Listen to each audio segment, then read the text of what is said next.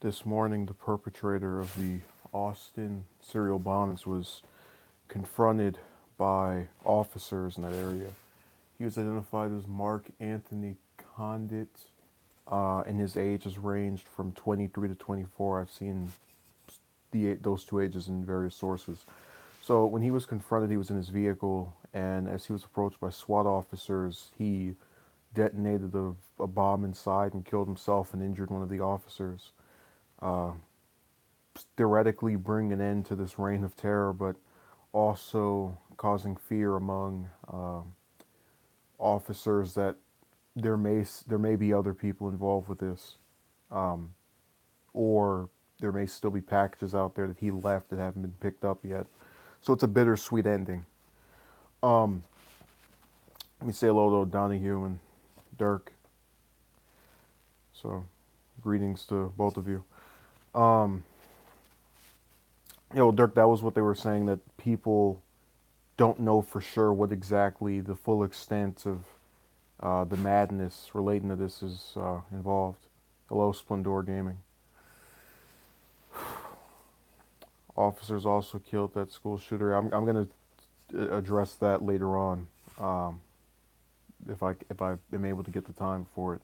So uh, I am glad that the it seemingly is over, as far as, oh, we don't have someone actively making these anymore. But it's kind of disturbing to think that um, we have to rely so much on technology just to solve the man-made evils of the current era. You know, any trace through history, especially 200 years ago, or just periods that were not concurrent with the technological advancements of a given society. You had officers that had to see someone in the act of doing something before they could get them. And I'm not saying that was necessarily the best way we could ever have these crimes solved, but it is disturbing that a guy can create something to where the only way he gets caught is if you see him on a video or some camera, or someone happens to be there. It really goes to show you that no matter how advanced we think we are, and no matter how much we funnel cash to these law enforcement agencies, there's always some individual who can slip through the cracks and get away, and uh, potentially never be apprehended for their atrocities. So I am further disgusted, rather, but yeah, I'm further annoyed by a continued lack of just really any focus on the man that was on the 17-year-old that was killed. That's what his name was. Okay, Draylen Mason, seemingly, if I'm pronouncing that correctly. Now, this let me explain why I'm kind of going to get a little pissed off. Earlier, this is no one's fault in particular, except maybe the media, and even that's pushing it. Now, a couple of weeks ago, I did a video about the lack of focus or attention that the common man gets, that to, become someone of interest, you have to have some event go off that, like a serial killer or a, major politician. Just, it always has to be in some, or some big time actor or singer. You can never just receive focus um, as a guy who works at McDonald's. You never get a movie made about you or a book written about you. So, how much are you willing to bet the four people that are watching this that in 10, 20 years we will remember Condit's name, but won't remember the 17-year-old that he killed? There will be books written about Condit, or this event at least, but there won't be anything at all created to memorialize um, the victim. Okay, O'Donohue says the Parkland school shooting was too hyped in the news. This is probably the closest time in which we've had two school shootings. Uh, there's a point to focusing on these things, but you have to ask yourself, to what extent do we address it? Because what's now become the common theme of these events is that we'll talk about it for a couple of days, interview a couple family members, give a little brief paragraph overview of the life of the person who was killed, and then we'll completely move on. Oh, let me read what Dirk said. He's responding to what I just said about the lack of just any type of memorial or attention being paid to the victim. Um, Dirk says, other than the tombstone with his name, exactly. You know, Chappaquiddick, the film that's coming out next month, or rather, is technically already out in other places that aren't the U.S. As a person who generally likes the record of Ted Kennedy, Mary Jo Kopechne isn't going to have a film made about her, and if there ever is anything that's done featuring that victim of that event, it's always going to be about her being in that event. It's never going to tell us about her life or about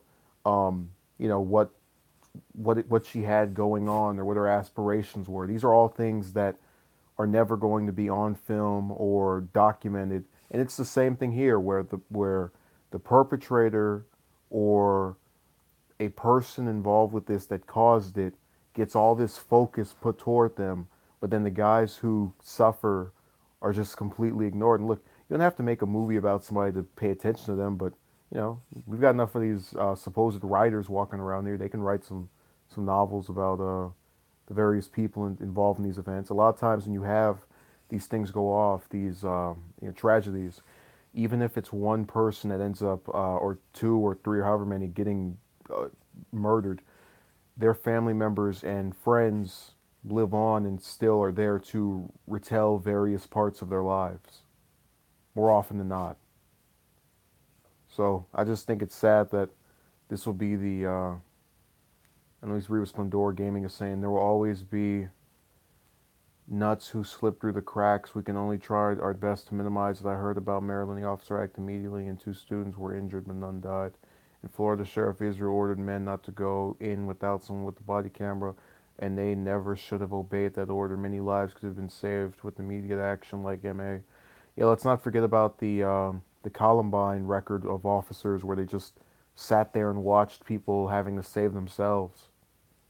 So um, there have been many screw ups by law enforcement during these types of events, but that's um, another aspect of the story to just speak about. Yeah, all in all, I don't like that we can't see him go to a trial and get any inquiry into what was his mindset doing this.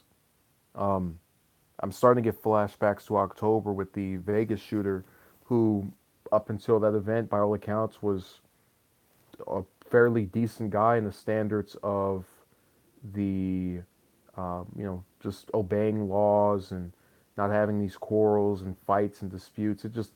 It comes out of nowhere seemingly with these perpetrators now.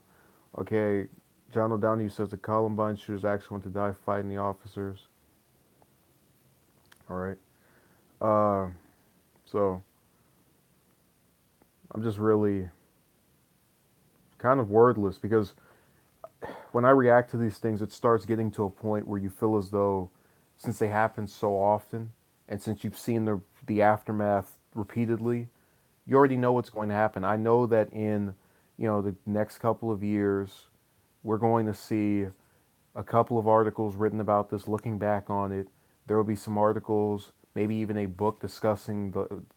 I wouldn't be surprised if there's a movie discussing the life of the bomber, but there will be nothing that puts an emphasis on the victim.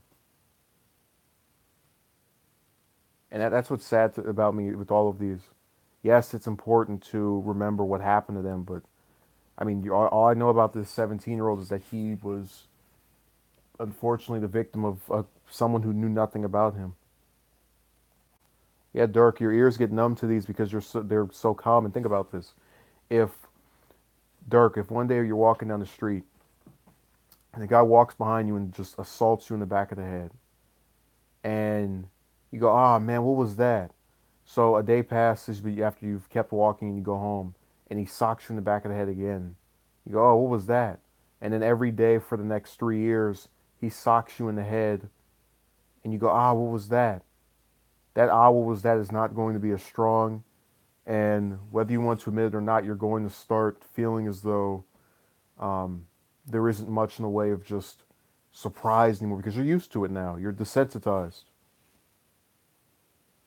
Okay, Splendora says, by the way, there was a shooting like a month before Florida and Texas, and that went to his mom. Yeah, that was no, that wasn't a month before. That was back in November, early November, I believe. So that's about 2 or 3 months potential, at least 2 months before the one in Florida.